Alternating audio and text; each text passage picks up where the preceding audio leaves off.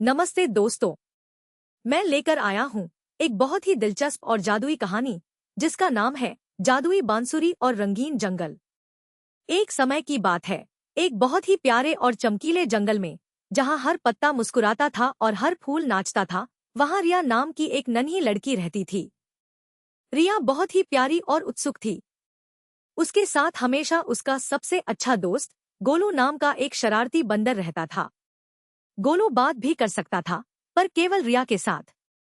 वे दोनों दिन भर जंगल में खेलते, उछलते कूदते और पेड़ पर चढ़ते उतरते थे। जंगल के रंग इतने गहरे और सुंदर थे कि देखने वाले का मन खुश हो जाता था। पेड़ हरे भरे थे, फूल लाल, पीले, नीले और गुलाबी रंगों से सजे थे, और आसमान हमेशा नीला और साफ रहता था। हर सुबह जब सूरज उगता था, तो उसकी किरणें जंगल को और भी चमकीला बना देती थी। चिड़िया मीठे गीत गाती थी, और हवा में फूलों की खुशबू तैरती रहती थी। रिया और गोलू को लगता था कि उनका जंगल दुनिया का सबसे खूबसूरत जंगल है। वे हमेशा एक दूसरे का हाथ पकड़े जंगल की नई नई जगहों को ढूंढते रहते थे। गोलू की शरारतें रिया को खूब हंसाती थी, और रिया की बातें गोलू को सोचने पर मजबूर कर देती थी। एक दिन, जब वे अपनी मनपसंद जगह, एक बड़े बरगद के पेड़ के नीचे बैठे थे, तभी उन्होंने कुछ अजीब महसूस किया। रिया ने देखा कि बरगद के पेड़ की चमकदार हरी पत्तियां थोड़ी फीकी पड़ रही थी। उसने गोलू को बताया, गोलू, देखो, बरगद का पेड़ थोड़ा उदास लग रहा है। गोलू ने ध्यान से देखा और हैरान होकर बोला, अरे हाँ, रिया, और देखो, वो नीले फूल भी अब इतने नीले नहीं लग रहे। देखते ही देखते उनके सामने की हरी घास का एक बड़ा हिस्सा धीरे धीरे धूसर होने लगा। चमकीले लाल फूलों ने भी अपनी चमक खो दी और वे भूरे रंग के दिखने लगे। जंगल के सारे रंग फीके पड़ते जा रहे थे, जैसे किसी ने रंगों को धो दिया हो। पक्षियों का चहचहाना कम हो गया था और हवा में पहले जैसी खुशबू भी नहीं थी। यह सब देखकर रिया और गोलू बहुत दुखी हुए। यह क्या हो रहा है, गोलू? रिया ने परेशान होकर पूछा। गोलू ने अपने सिर को खुजलाया और बोला, मुझे याद आ रहा है, रिया। दादी माँ की कहानियों में कभी कभी रंग चुराने वाले बादल या उदासी के जादू के बारे में बताया जाता था। जब दुनिया से खुशी कम हो जाती है, तो रंग भी फीके पड़ने लगते हैं। उन्होंने एक दूसरे की ओर देखा और फैसला किया कि उन्हें कुछ करना होगा। रिया और गोलू ने तय किया कि उन्हें इस रहस्य का पता लगाना होगा।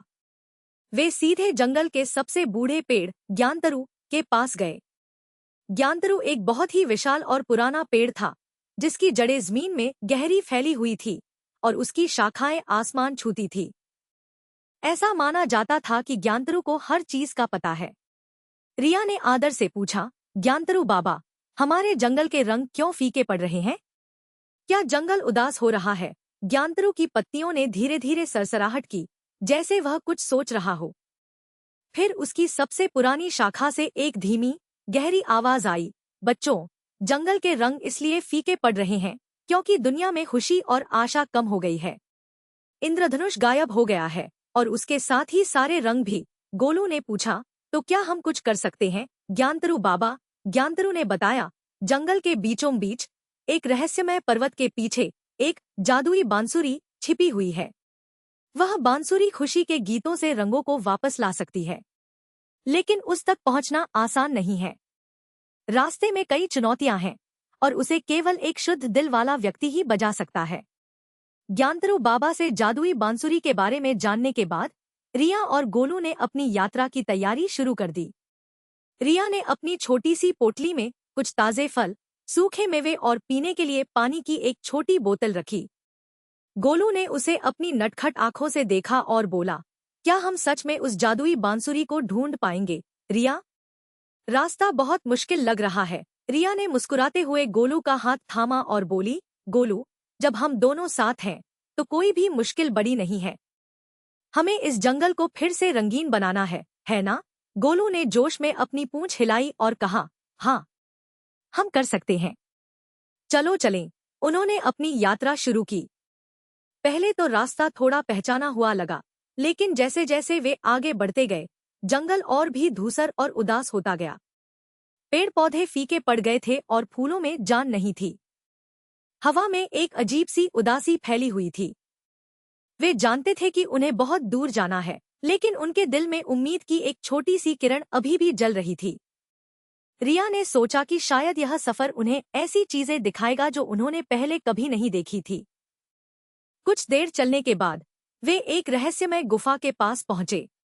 गुफा का मुंह बड़ा और अंधेरा था और उसके चारों ओर घनी सूखी लताएं लिपटी हुई थी।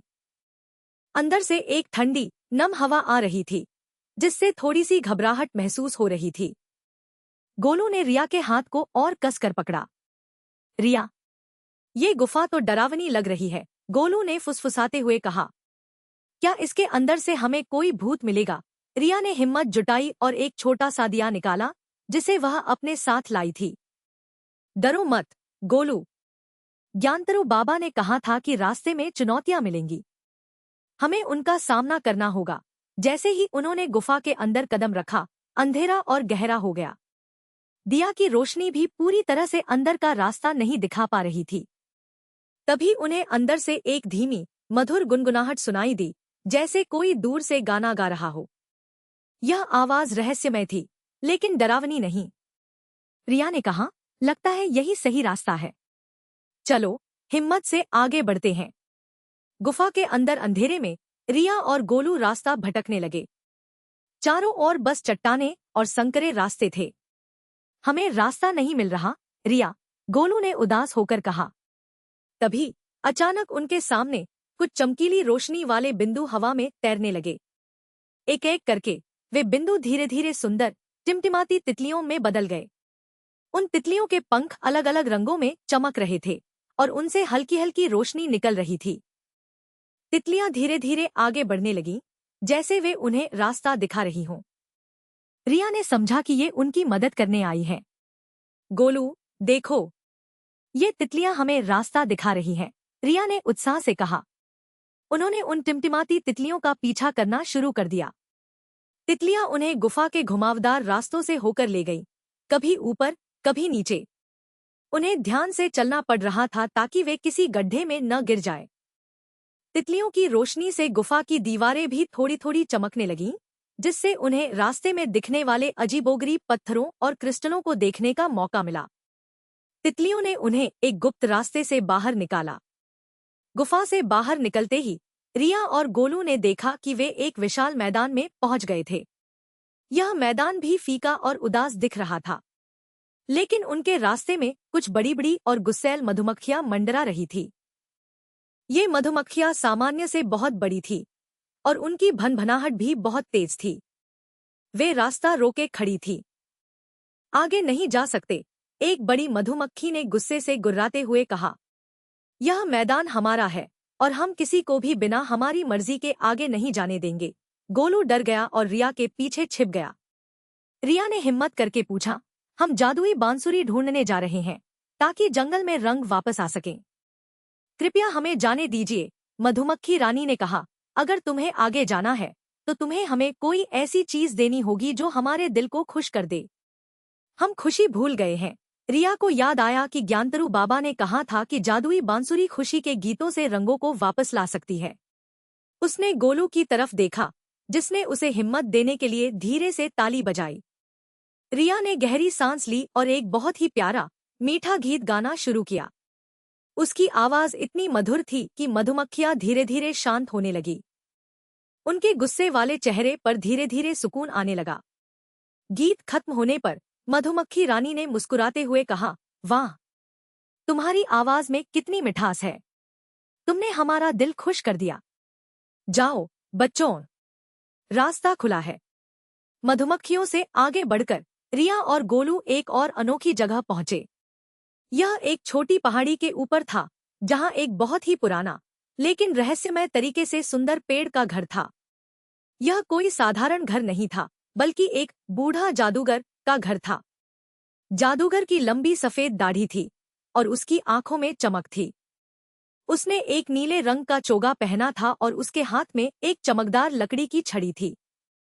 जादूगर ने रिया और गोलू को मुस्कुराते हुए देखा। लगता है तुम दोनों जंगल के रंग वापस लाने के लिए आए हो, जादूगर ने अपनी शांत आवाज में कहा। रिया और गोलू चौंक गए कि जादूगर को पहले से ही सब कैसे पता था। रिया ने कहा, हाँ, जादूगर बाबा।